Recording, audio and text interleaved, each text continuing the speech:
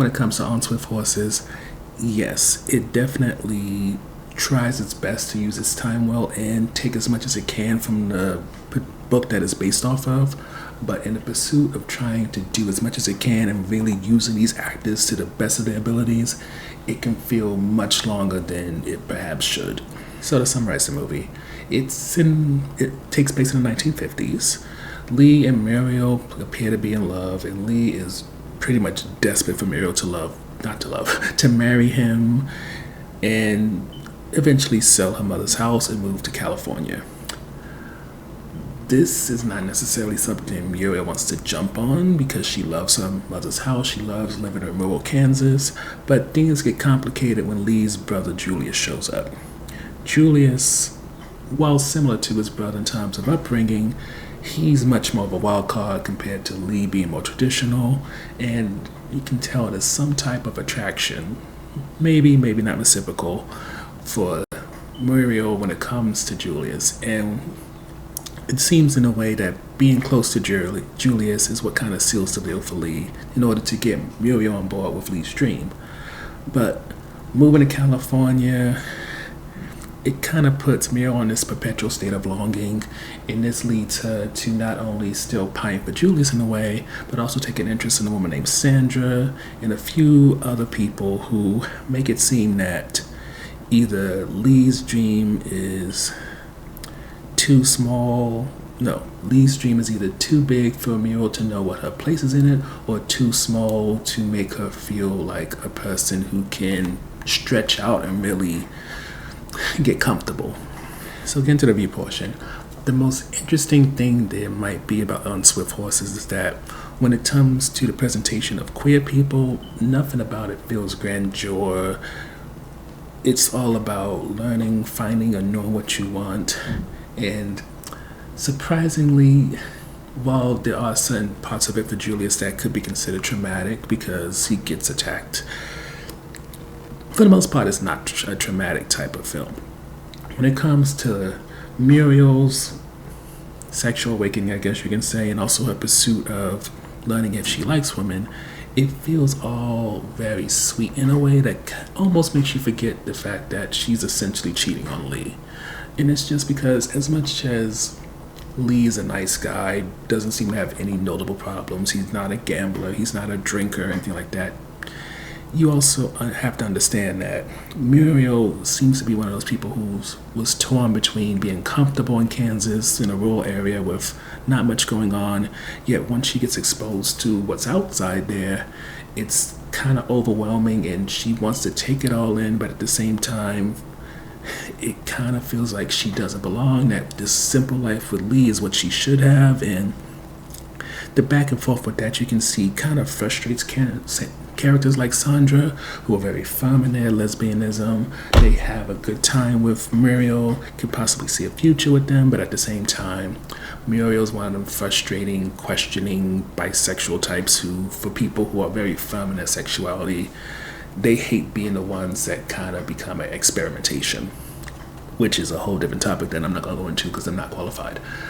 But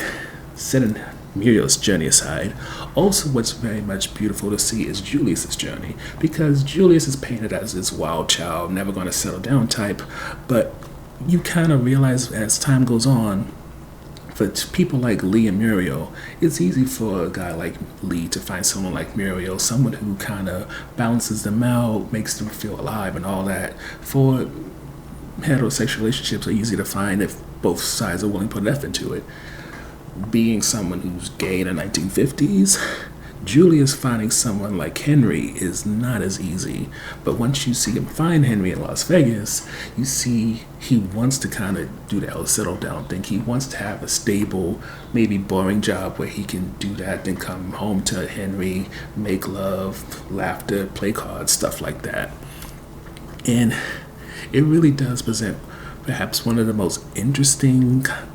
queer films that we've seen in a long time, since there's nothing big about what they're looking for or doing. There's maybe a small bit of trauma when Julius goes looking for Henry after something happens, but outside of that, it's bittersweet in perhaps the best and also the worst ways. Which leads to the last highlight, and that's just you generally become invested in nearly every single character. Now, granted, Lee is a bit more simpler than Muriel and also Julius, but you still, because he is this simple guy who's willing to offer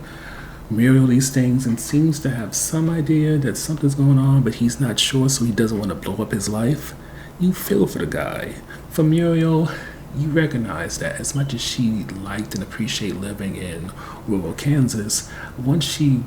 got exposed to a different world, to more opportunities, her journey becomes something you want to see play out. And hopefully in the end, once she kind of gets this all out of her system, she won't settle for Lee, but at the very least be happy with him. And then when it comes to Julius, you want to see him happy as well. You want to see him and Henry get together. And I would even extend this to Sandra, who's going through her own stuff because the government's trying to do eminent domain and have a highway go through her land. There's this other woman who was really interesting to the point that I wish that we got more of her, and her name is Gail. Gail comes off like this high-class woman who's definitely more. She goes to gay bars and definitely is not afraid to be amongst her people, but at the same time, she still very much lives her life as a straight woman, perhaps similar to